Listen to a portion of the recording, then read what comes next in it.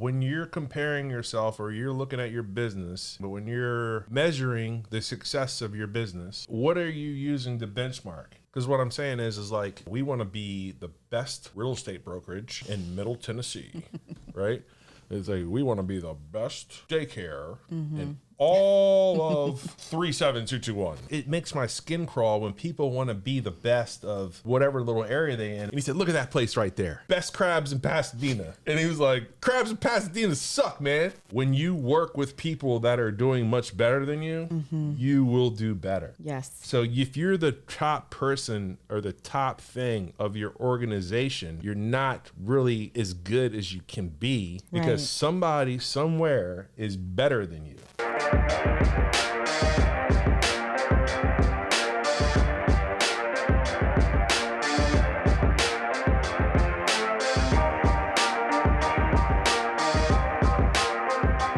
Hey everybody. Hey everybody. Gerard. Sarah. We're back. I'm going to talk about some stuff. What are we going to talk about today? We're talking about what? Just being the best, or not benchmark. Not benchmarking yourself against benchmark yourself against excellence, not just your local surroundings or your fishbowl. Right, about that chapter you've got in your book that you're working on. Yeah. So what we're talking about is like, you know, when you're comparing yourself or you're looking at your business, and not so much comparing, but when you're measuring the success of your business, like how just change the thing, right? Yeah. You're measuring the success of your business. What are you using to benchmark? Because what I'm saying is like, you get like, you know, we want to be the best real estate brokerage in Middle Tennessee, right? It's like, we want to be the best daycare in all of 37221 or whatever. Right. So whatever it is, right? So really, are you really being the best, or are you measuring yourself against what's in your fishbowl? Right. Right. That's something to think about. Yeah. So like for your daycare is like what are the what do you want to be? I mean, when you what do you want to provide? What do you want to provide, and what do you want to be when it comes to your business? Right. Well, I mean, like you said, with everybody saying that they want to be the best, right? I would always go into the meetings at work. People know this at work for me, that I was like, we want to be the Chick-fil-A of drop-in childcare centers. Chick-fil-A of drop-in childcare centers. See? Yeah. And you know what's cool? And everybody knows what that means, right? Everybody knows what that means, right? Yeah. Crown jewel. So what she says is like that. So and then again, we don't really talk about this stuff, right, with each other, because we work together, and we actually need to work more together. We do. We do. And like do more things like this. But we don't really, it's hard for people who have a spouse that you work with. It's hard to kind of do your work, or if you don't work with them, it's hard to be at work all day and then come home and talk more about work that you've talked about all day. It's just tough, right? It's not fun. I mean, for me, it's a little different. Like, once I start talking about something, it's really hard for me to turn it off, because, like, you know, we always talk about the hot tub being the place where all the magic comes to life, because that's where all the ideas come into play. We're relaxed, you know, and then we're still talking about work and business. And so, but yeah, I could just, once I'm in that zone, it's really hard for me to turn it off. You're able to just be like, okay, I've done enough. This is my time. The clock has run out. The timer has gone off. And you're able to switch. I can't do that. Well, I don't really switch. I got to take it with me because I'm always working. Like, and that's unfortunate, but it is the nature of the business I'm in. Is like I'm always on call. I'm always, and people say that all the time. Well, man, you got to have hours between this and then that. But you know what though? If it's like if you're talking tens of thousands of dollars on the line, you got to pick up the phone. Like I do. I mean, I don't have the luxury of saying we don't want to make that money right now. I'm not in that luxury. You know, I don't have that luxury. But okay, so she wants to be Chick-fil-A of drop-in daycares, right? Yep. And you know, so there's a couple organizations that I've been in where, and that's the thing, it makes my skin crawl when people want to be the best of whatever little area they in. And it takes me back to this, right? So the year was 2013 or 14. I can't really remember, but it was like 2013, 2014. Yeah, it was 2013. And we had this basically we had a huge catastrophe on the supply chain side. And we screwed some stuff up really bad. Well, the sales people did, and something happened where basically we had to duplicate all these orders and get people the stuff. So then at the end of the year, we won this award. We won an award for like supply chain operation of the year. And I had to accept the award. I got the award. And we're all excited and we're all happy. And it reminds me of like, remember in Karate Kid? Do you remember Karate Kid when Johnny came in second? And then he took his trophy and broke his trophy. The original Karate Kid. Yeah. So Karate Kid, the original, not the one with the Will Smith kid in it, but the second, the real one, Cobra Kai, right? So John Kreese broke Johnny's trophy when he came in second. So we win the supply chain award, and we're on top of the world. And Mike looking at me, smiling, and he was like, you know, you're not that great. And it takes me back to we were in a car and we're driving, and he said, look at that place right there. It said, so we worked in Curtis. So the building that I worked in was in Curtis Bay, Maryland. If you know anything about Curtis Bay, it's look it up. South Baltimore, smokestacks. There's like a bunch of busted up warehouses, right? Pretty much. And then we drove off, and there's this town called Pasadena. You guys know where that is. So like Pasadena, Maryland's right there. And he said, look, Gerard, look at that. Best crabs in Pasadena. And he was like, crabs in Pasadena suck, man. But they got the best crabs in Pasadena. And they had the nerve to put a sign out there to say that they had the best crabs in Pasadena, Maryland. Pasadena is not known for their crabs. But they had the best crabs in Pasadena. So then when I won this award, he was like... Wait. That just reminded me. That movie that the kids love, Elf. And he was like, the best coffee in New York. Yeah, see? The best coffee in New York. Yeah, and he took her out for a date to have the best coffee in New York in this spot that... What did it look like? Not the best coffee.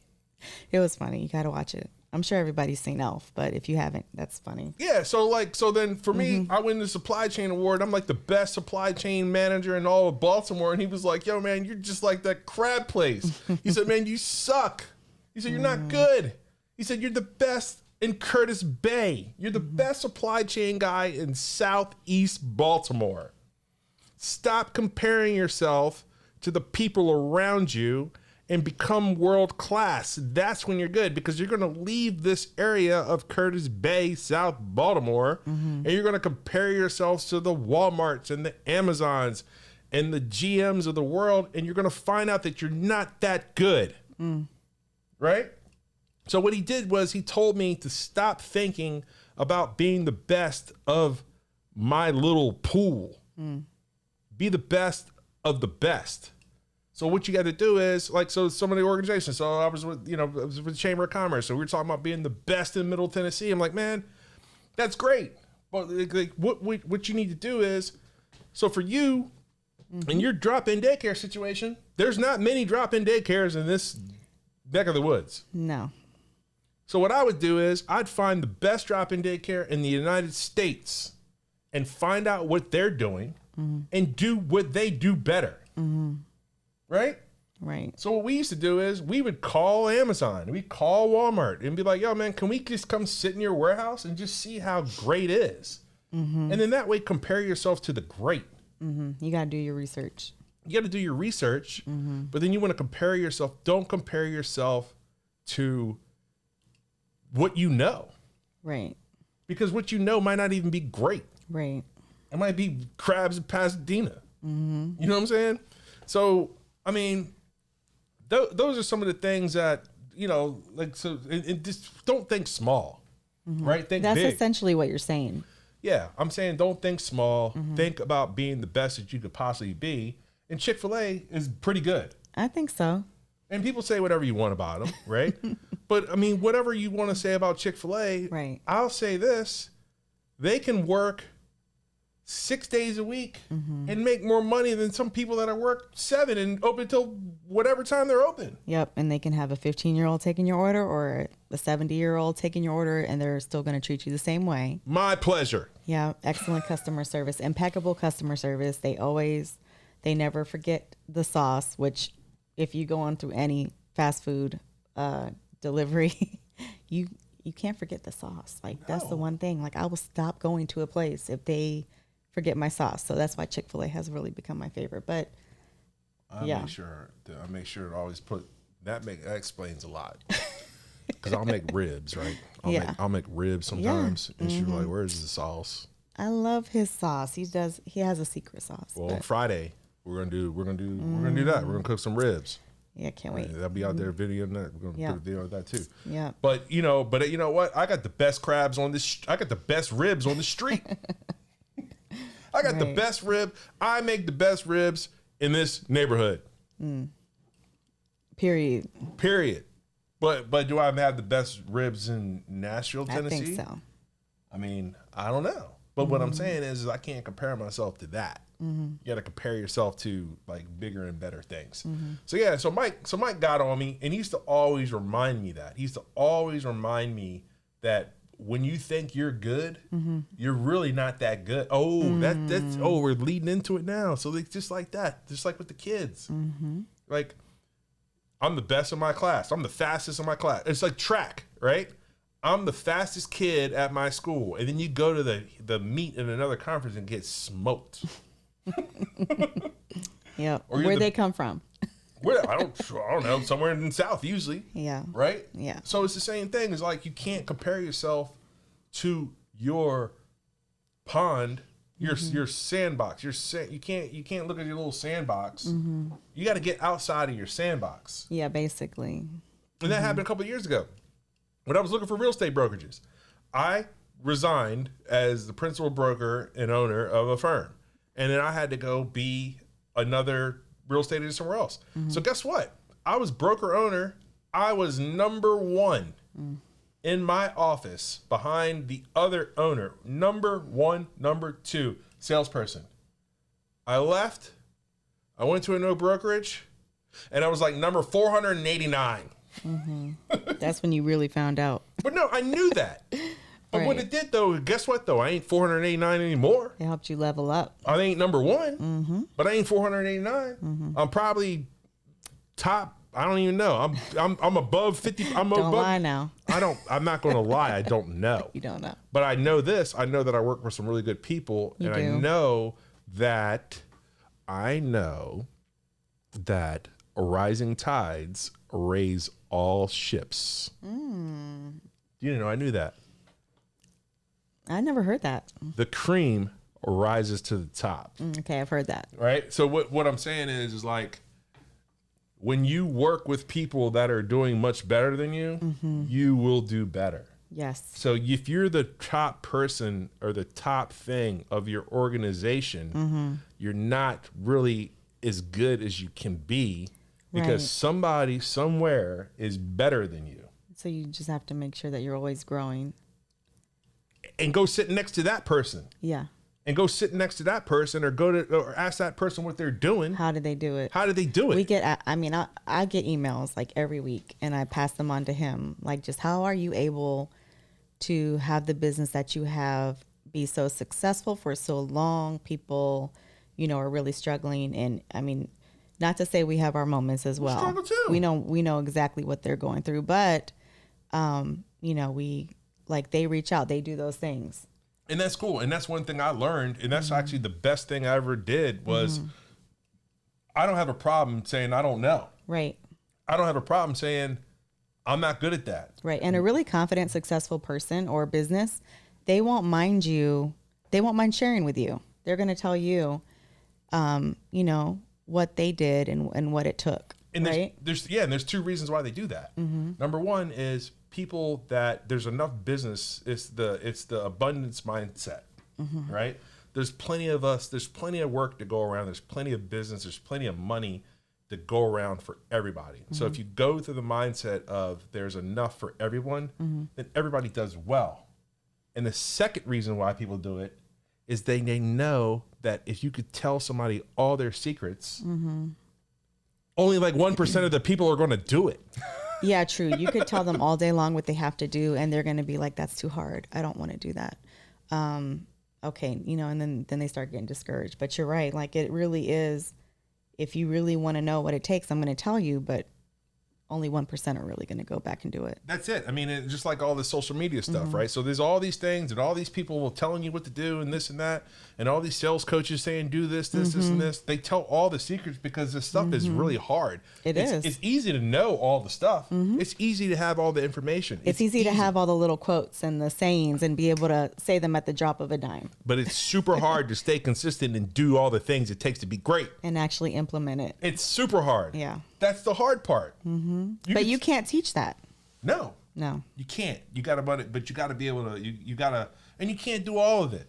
But you got to be able to be consistent to make yourself better and be consistent with the process and not the results. Right. Just work on making yourself, what do they say, 1% better every day? Yeah, that's what they say. You know, I don't say that. I don't say that either. I don't say any of those things. I don't, because I really get mad. I don't get mad, but I listen to these people say that stuff, and it's like, you know, it's easy for you to say. You know what I'm saying? Like, it's easy to get on the internet and say, all you got to do is this and this, this, and this. But guess what? You got 4 kids that go to private school, you got to pay for it. You got to run a business. People got big payroll. You got all this stuff, right? So going back to all that is like, hey, you know, just put yourself, 2 things. Number 1, always benchmark yourself against excellence, not your surroundings. And number 2, ask people that do it and have done it successfully. Ask them what they did. They'll probably tell you. Yeah. They'll tell you what they did. Yeah. And if they don't, just go find somebody that will. And they will. But in my experience, most people have told me what they do. And then, but they told me that, hey man, this is super hard, but you got to do all these things. And it is really hard. So going back to the best crabs in Pasadena, you know, Mike laughed at me because I won an award. I felt like he took my trophy and crumbled it up like John Kreese did. And Karate Kid. And he just laughed at me. And he didn't even acknowledge the fact that I was the best supply chain guy in Pasadena, in Curtis Bay. You want a pat on the back? I still have the trophy. Mike, man, I love you, man. I appreciate you. But you taught me a lot. I don't think you even know. But you taught me so much stuff, man, when it came to that kind of stuff. But, you know, what it did do is it told me don't compare myself around my surroundings. Don't be the best on the block. Be the best. Yeah. Whatever that means. Nah, be the best. And the kids do it. Like, they know that if they're going to play football, they're going to run track, they're going to wrestle, they can be the best at the school. They could be the best in their division. And they could be the best in the state. And then they go to the national championship and get the brakes beat off of them. Yep. Because somebody else is better than them. So you got to train yourself and train for your business to be the best that it possibly can. You can wear the medal around your neck and say that I'm the best in whatever city or whatever state, but you're doing yourself a disservice, or you're selling yourself short. And that's what happened when we left real estate brokerages. There were some people that wanted to be at the brokers they were in because they could be number 1. That's crazy. I want to be somewhere where I could be number 1. And some people have that mentality, and that's okay. If you want to do that, that's fine. You're going to be this big, and you're going to love your medal. You're going to get your little trophy, put it on the thing. You're going to be number 1, but you're going to be selling yourself short. You know what I'm saying? So it's kind of like you're doing yourself a disservice, and that's okay. If you want to be in your sandbox and you want to stay in your box, that's okay. But don't be upset if you don't achieve the goals that you want, because you're not really achieving your best potential. Right? You know what I'm saying? Yep. All right. So what else? We good? I think that's good. Yeah. Yep. I mean, you covered all the bases on that one. Yeah. So, and you did too. You said a lot. So don't be the best coffee in New York. Don't be the best supply chain manager in Curtis Bay. Right. And don't have the best crabs in Pasadena. Mic drop. Mic drop. Mike. Thank you, Mike. Appreciate it. Have a good day. Bye.